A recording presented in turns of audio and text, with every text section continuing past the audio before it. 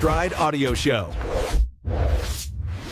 Presented by Speak English with Us. Have you ever felt like you're just pushing buttons on an English speaking app? Like you're stuck saying scripted lines that don't flow and the conversation suddenly freezes, leaving you feeling totally robotic? Oh yeah, that feeling's all too real. You start excited, but soon your mouth feels stuck. You're waiting for your turn, and your brain can't keep up. It's like you're in a glitchy program, not a real chat. This episode's perfect for B1 level learners trying to sound natural, and beginners are welcome too.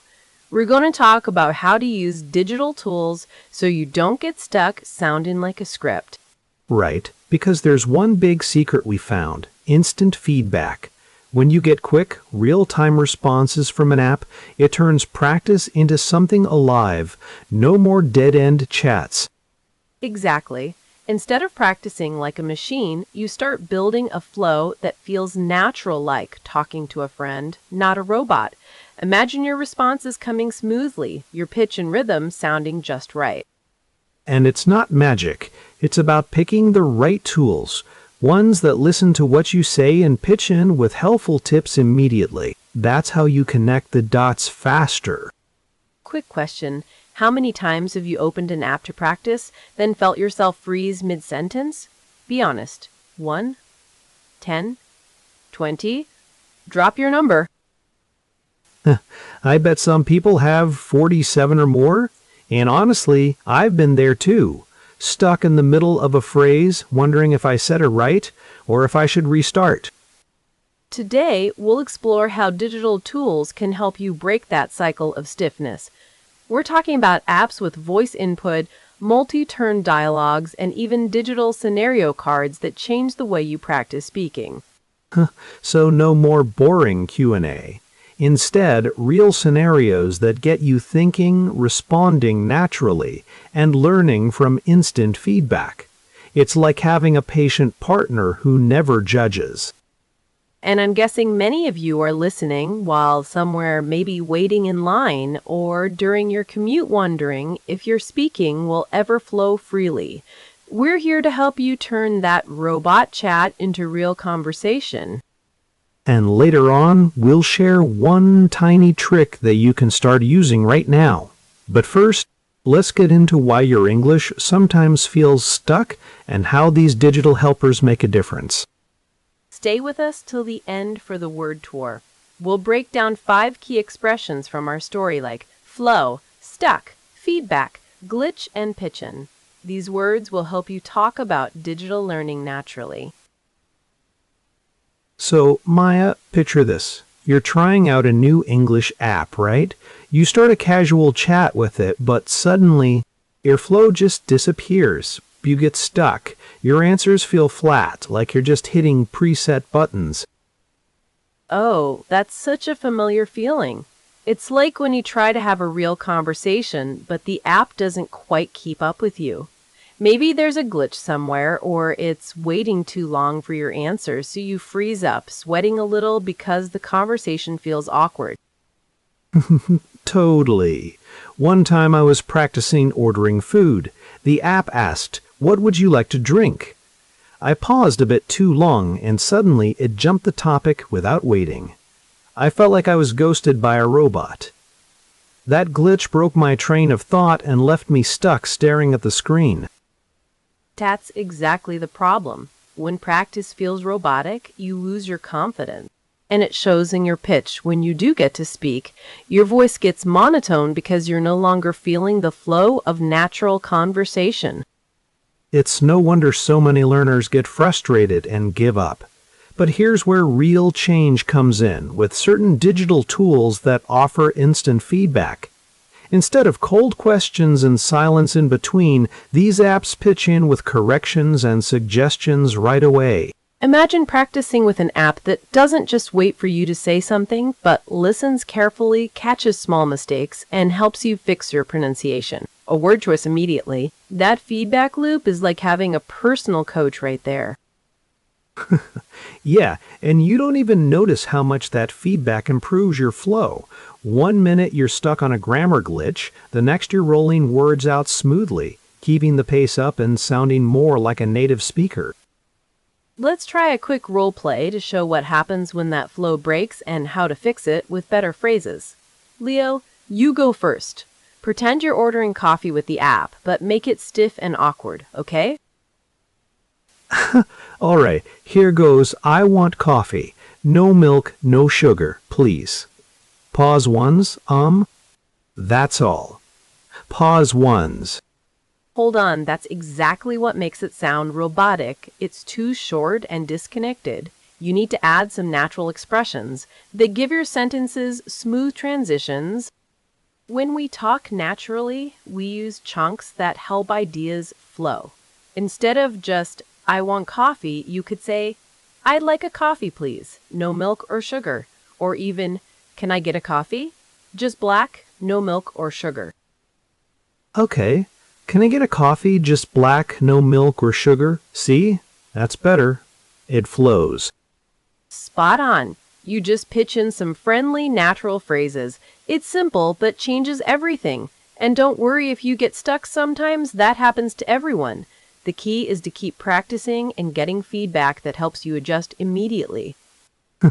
Yeah, and that reminds me some apps have what I call glitch moments. Like when it freezes or mishears you, and suddenly your speech feels broken. But if the app can pitch in to clarify or repeat, you stay in the game rather than starting over. That's why another powerful method is using digital scenario cards. These cards give you different real-life situations to practice ordering food, booking a hotel, chatting with a friend, and you practice saying your lines naturally, switching topics smoothly, building that flow piece by piece. Right. And these cards help you not just memorize phrases, but get used to shifting gears during conversation. Like 1 minute you're talking about plans, the next you smoothly shift to asking about the weather. This breaks the robotic pattern and makes your speaking more lifelike. But let me be honest, sometimes this feels overwhelming when you're stuck in old habits. You might feel frustrated by glitches in your own speech or in the app's response time. That's okay. The important thing is to keep trying. Every little pitch-in from the app is a chance to improve. Speaking of which, have you ever noticed the feedback button on some apps that instantly plays back your pronunciation? It's like having a mirror for your voice. You hear a glitch in your tone or rhythm and can correct it on the spot. That instant feedback is pure gold. It's the difference between practicing in silence and having a real conversation partner who gently guides you. It helps your speaking sound more natural, your pitch more varied, your words flowing better. And the more you use this kind of immediate feedback in scenario practice, the more you build up muscle memory for natural speaking. Eventually, you won't even notice how fast your brain switches topics or uses phrases. So, if you're stuck feeling mechanical or robotic in your English practice, think about changing your approach. Use apps and tools that give you real feedback, let you pitch in naturally, and help fix little glitches before they freeze your flow. And remember, it's okay to feel stuck sometimes. It's part of learning. Just don't stay stuck. Keep using those digital helpers to push through. And one last thing before we move on, there's a phrase that really captures this process. It's called flow. It's what every speaker aims for, the smooth, effortless feeling when words come out naturally. And by the way, there is a phrase for feeling stuck or breaking that flow. We'll break all these phrases down later in our word tour. Stay tuned, because understanding those words will help you talk about your practice in a new way. So here's the big question. Do digital tools actually make your speaking more natural, or do they just give you a prettier way to rehearse the same old script? Because if the tool only helps you memorize faster, that's not real progress. I think you're missing the point. The point isn't perfection. It's repetition with pressure removed. If an app gives instant feedback, you can keep speaking without the panic of a live crowd, and that's what helps the language start to flow. I get that, but I'm not fully convinced. If the app is too controlled, learners can stay stuck in safe patterns forever. They may sound fluent inside the app, then freeze the second a real person changes the topic or speaks too quickly. Hold on. That only happens if the learner uses the tool passively. The better way is to force the app to respond to you, not the other way around.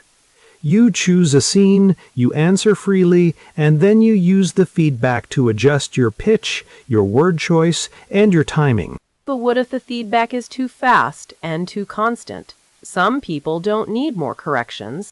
They need room to think. If every tiny mistake gets corrected right away, it can feel like the app is interrupting the conversation instead of helping it. That's fair. But the trick is balance. Good tools don't just correct every word. They show patterns. For example, if you keep saying short, flat answers, the app can notice that and suggest a more natural response. That way, you're not just fixing errors. You're building a speaking habit. I hear that, but I still think many learners overestimate the tech and underestimate the human side. Speaking naturally isn't only about tools. It's about confidence, patience, and the ability to handle uncertainty when your brain goes blank for a second. Exactly. And that's why digital practice can help. It creates low-stakes pressure. You can try, fail, try again, and not feel embarrassed. When I get stuck in a live conversation, my mind goes into panic mode. In an app, I can breathe, repeat, and get feedback without someone staring at me. Okay, then let's test that idea with a scene. Imagine you're in an online speaking room and the prompt is, "Your friend changed plans at the last minute." What do you say without sounding like a textbook? You changed the plan, and now I am unhappy. Please explain the situation. Pause ones. That sounds a bit stiff. Yes, exactly. That's the problem. The structure is fine, but the tone has no life. Try two more natural versions. "Oh no, what happened?" and "Wait, so what's the new plan?" Those sound like a real conversation. Oh no, what happened? Wait, so what's the new plan? That's much better. It's shorter, it's warmer, and it leaves space for the other person to reply. Spot on. And that space is important. Conversation isn't a speech, it's a rhythm. When learners only memorize whole answers, they don't learn how to respond when the topic shifts. They need patterns they can bend, not lines they can only repeat. Right, and that's where scenario cards come back in. The card gives you a situation, but you still have to adapt. If the card says, book a hotel, you might say, I'd like to check in early, or do you have a room with a view? That flexibility is what makes the speaking feel alive. I still worry, though, that some learners use tools to avoid discomfort instead of learning from it. They stay in the app because it feels safe, and then real conversation feels even more intimidating. So the tool can help, but it can also become a hiding place. That's a strong warning, and I agree with it. Partly, but hiding is a choice, not the tool's fault. If you use the app as a bridge, not a wall, it can move you toward real speaking. The key is to combine instant feedback with real-time risk-taking. So maybe the real lesson is this. The app isn't the speaker, you are. The app can pitch in, correct, and nudge you, but it can't replace the moment when you decide to answer before you feel perfectly ready. Exactly. And that decision is what changes everything. When you stop waiting for the perfect sentence, you start using shorter, more natural ones. You learn to recover from a glitch, keep the flow, and stay in the conversation even when your mind hesitates. Let's make it practical. If you're practicing tonight, pick one scenario card and answer in 3 lines only. Don't write a paragraph. Say the situation, say your response, then add one follow-up question. That's enough to train your brain to move. So instead of, "Hello, I would like to discuss the schedule changes," in a calm and formal manner, you say, "Hey, what changed? That's human. That's useful. That's the kind of sentence that gets a reply." And if you get stuck, don't treat it like failure. Treat it like data. That's your feedback. It tells you where your speaking breaks down so you can practice that exact moment again tomorrow. I like that. Treat it like data, because then a mistake isn't a wall, it's a signpost. It shows you where the next practice should go. So yes, digital tools can absolutely help you sound more natural, but only if you use them actively, not passively. They work best when they challenge you a little, correct you quickly, and keep your speaking moving. And if you're wondering whether that's enough, I'd say this: try it for 1 week. 1 card a day, 1 voice note a day, 1 moment of real pressure a day. Then notice whether your flow feels easier. And if it does, great. If it doesn't, then we've got more to talk about, but I'm betting you'll hear the difference. And that's why we keep saying, don't just practice English, practice moving through English. That shift is the whole game. We've just talked about the struggle with flow, feeling stuck, and how instant feedback can really pitch in to help you practice more naturally. Right?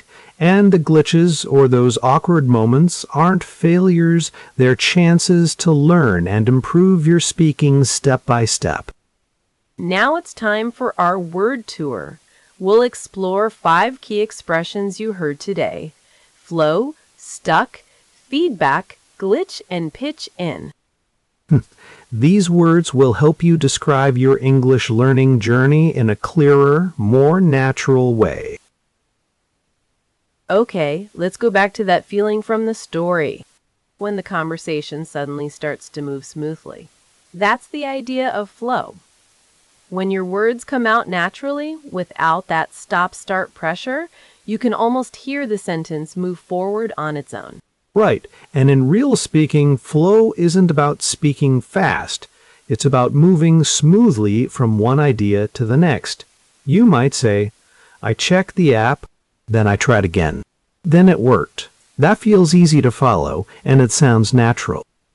Exactly. And the opposite feeling is being stuck. Not just, "I don't know the answer," but that frozen moment when your brain holds the sentence halfway. You know the idea, but the words won't come out. It's like your mouth has hit a wall. Oh, I know that wall. You start with confidence. Then suddenly you're stuck on one tiny word, and the whole sentence collapses. You can say, "I was stuck on the first line," or "I got stuck when the app changed the topic." Both feel very real. And that's why feedback matters so much. It's the response you get after you speak, the little correction, the hint, the signal that tells you what worked and what didn't. Good feedback doesn't shame you. It helps you adjust. Yes, and in a practice app, feedback can be immediate. You say a sentence, and the tool responds with pronunciation, help, or a better phrase. That quick reaction is powerful because you don't wait for the next day to know what went wrong. Let's make it real. If you say, "I want book room," the feedback might guide you toward, "I'd like to book a room." Same message, but cleaner, softer, and more natural. That tiny change can move your speaking forward fast. Then there's glitch. In our story, that was the little tech problem that broke the moment. A glitch is a small error in the system. Maybe the app freezes, mishears you, or jumps to the next question too early. And it can happen in your speaking, too. You might have a glitch in your timing or your pronunciation. It doesn't mean you're bad at English. It just means something small went off track, and you need another try. Right? And the nice thing is that a glitch can be fixed. If the app mishears "coffee" as copy, you just repeat it. If your sentence breaks, you restart. Nothing dramatic, just a little repair. Now, the phrase pitch in is one I really like because it feels friendly. It means to help, to add your support, or to join in. In our episode, the app can pitch in with a hint, and a friend can pitch in with a better sentence. Exactly. You can also use it in daily life. My sister pitched in with dinner. Or the app pitched in with a pronunciation tip. It has this supportive energy, someone or something joins the effort instead of leaving you alone. And notice how these words work together. You want flow, but sometimes you get stuck. Then feedback helps you notice the problem. A glitch explains why the moment broke, and something or someone can pitch in to help you move again. That's the whole story in 5 words. And each one is more useful than just memorizing a dictionary line. You hear them in a real practice moment, so they stick better. Let's do one tiny speaking drill. Imagine the app asks, "How was your day?" You could answer, "It was good, but I got stuck once, so I used the feedback to fix it." That's a simple answer, but it uses the words naturally. Or you might say, "There was a glitch, but the app pitched in and helped me keep the flow." That's short, clear, and totally usable in real conversation. And if you want to sound even more natural, try saying the ideas in little chunks. Don't force a long, perfect line. Say one piece, then the next. That's how flow grows. So when you practice tonight, don't chase perfection. Notice where you get stuck. Listen for the feedback, laugh a little at the glitch, and let the tools pitch in while you keep going. That's the beauty of it. The words aren't just vocabulary. They're a way to describe your progress and keep your momentum alive. And once you can say these words naturally, your speaking starts to feel less like a test and more like a conversation. So today, we explored how digital tools can change the way you practice spoken English. Instead of feeling stuck or robotic, you can build flow with apps that pitch in timely feedback and real-life conversations. We talked about how instant feedback is a game changer, helping you notice mistakes right away and fix glitches in your speech before they slow you down. That quick correction keeps your practice time focused and natural. If you want to try this at home, here's what I suggest. First, pick an app that supports voice input with multi-turn dialogues.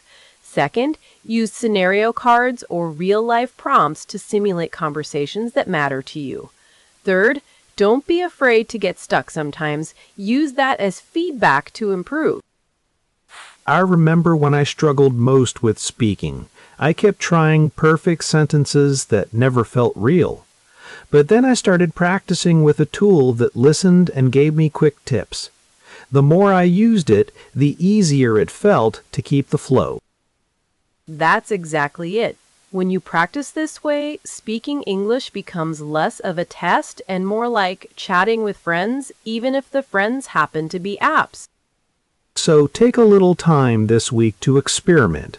Try one new tool or method. See how it changes your confidence and how natural your speech feels. You might find the biggest glitch was waiting to start. Looking ahead, we'll dive deeper into handling unexpected changes in conversation, the moments when things don't go as planned. Those are the true tests of flow. Until then, keep practicing, stay curious, and remember that every little pitch in from a tool or friend brings you closer to natural speech. Before you go, we want to hear from you. Tell us in the comments, what's one moment when you felt stuck in English and how did you handle it? We read every single comment. Thanks for listening and see you next time.